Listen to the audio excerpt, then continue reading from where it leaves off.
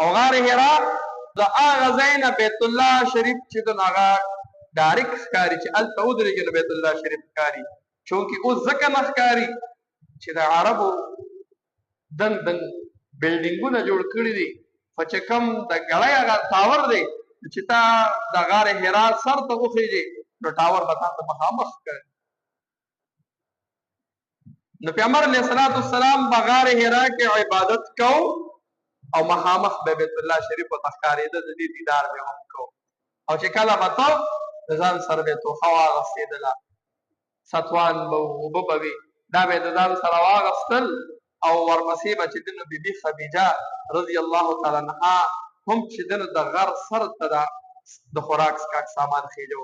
انسان حیران شي او سوچ وکړي چې کله پیغمبر علیه السلام ته وحی میلاویږي نو د پیغمبر علیه السلام عمر دغه وخت کې 40 کاله دی او د بیبي خدیجه عمر په دغه وخت کې 55 کاله دی ورشي د 55 کالو ابای څه وامه چې هغه ډېر په ګرانه بخېږي او د دې روټین دا چې د رسول الله مبارک پسې به چې د خوراک څښاک سامان چې دغه غر سر ته وړو او اوس خو چونکې لارې سمې شوي دي پوړی دي د سهده پورې همواره لاره ده بیا هم چې به راځي پوړی دي په هغه وخت کې لارې نه وې په غر کې ختلو الله داسې مینه محبت د بیبي خدیجه په زړه کې ایښو د رسول الله مبارک سره چې دی بتله او د خوراک څښاک سامان به د غر سر ته خېجو پیغمبر علیه الصلاة والسلام دغه ځای کې ناست دی او د الله عبادت کوي جبريل علیه الصلاة والسلام راغی او لومبنی ملاقات سره کېږي ملاقات مخکې هم شوی دی خو چونکې دغه وخت لومبنی وحی نازلېږي نو چې د جبريل علیه السلام لومبی ملاقات وشو نو جبريل علیه الصلاة والسلام ورته وایي اقرأ قل ولا وایا پیغمبر علیه السلام ورته فرمایي ما انا بقارئ خو لوستل نشم کولی درې پیرې جبريل علیه السلام ورته وایي قل ولا پیغمبر علیه السلام وایي زه لوستل نشم کولی جبريل علیه الصلاة والسلام رسول الله مبارک خپل سینې سره راجو او زور یې ولا ورک بیا ورته وایي قل ولا لمنه وحی نازل شو پنځه آیاتونه راغلل اقرأ باسم ربك الذي خلق خلق الانسان من علق اقرأ وربك الاعلم الذي علم بالقلم لمنه وحی نازل شولا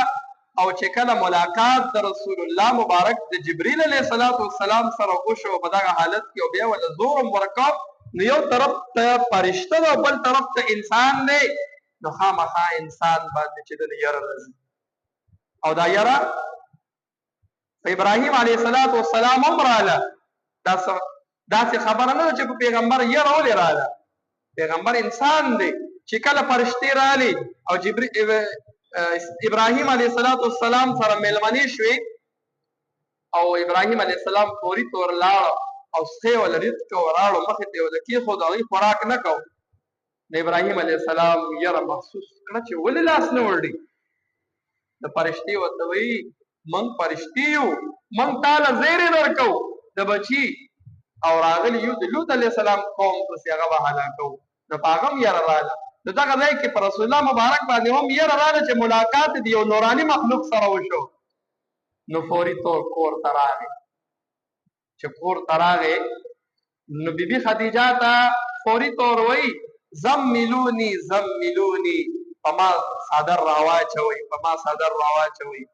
علما وایي په دې کې چې وګورو زملوني د جمع سیاله ډېرو خلکو ته وایي تاسو ته وامه او د یو کس ته زملیني وایي چې تا ته هم بیبي خدیجې په ما صدر راواچوه وایي رسول الله مبارک د الله پیغمبر هم دی وایي د خپلې ښځې سره څنګه الفاظ استعمالوي د خپلې ښځې یې څومره قدر په زړه کې دی تاسو په ما صدر راواچوئ بیبي خدیجې ته وایي تاسو په ما صدر راواچوئ نن ما او تا خپل الفاظو ته وګورو خپلې کور والو سره څنګه رویه وي زمونږه او هغه کو مونږ ته سمه خبره کو زمونږ په هغې باندې بعضې ټیم بلډ پریشر چې د هغه های شي الفاظو ته د رسول الله مبارک وګورو پیغمبر علیه الصلاة والسلام ورته فرمایي تاسو په ما صدر راواچوئ نو پیغمبر علیه الصلاة والسلام باندې هیبت راغی یره پرې راغله بیبي خدیجه ورته وایي څه مسله ده څه چلو شو نو چې رسول الله مبارک هلته کې څه لیدلي او د نوراني مخلوق چې جبريل علیه الصلاة والسلام د هغه سره ملاقات شوی و نو هغه ټوله کیسه او واقعه یې ورته بیان کړله چې دغه شان ما عبادت کو زه هلته ناست وم په غار حرا کې ناست وم سره ملاقات وشو او ډېره لویه وه او ما ته زور راکړو او بیا یې راته چې دا آیاتونه دا 15 آیاتونه دا یې راته وویل چې دا ووایه نو بیبي خدیجه وله دغه وخت کې دا نه وایي چې ګوره پام کوه چې ګوره بیا لاړ نه شي ګوره زه به څه کومه هسې نه چې تا له څه چل وشي او هسې نه چې زه کونډه شمه چېرته ساده روانلي او ګوره بیا په دغه طرف مه ځه ځکه چې ته خو هر وخت ځې په غار حرا کې او بیا په غر کې بره په غار کې د شپې او د ورځې ناستې لایټ نشته رڼا نشته د شپې هم ناستې ګوره بیا به نه دی نو دا ورته نه وایي بیبي خدیجه داسې الفاظ استعمال کو ورته وایي کالله والله ما یخزیک الله په الله قسم الله به تا چرې نه رسوا کوي الله به تا چرې نه رسوا کوي خفګان مه کوه پریشانه کېږه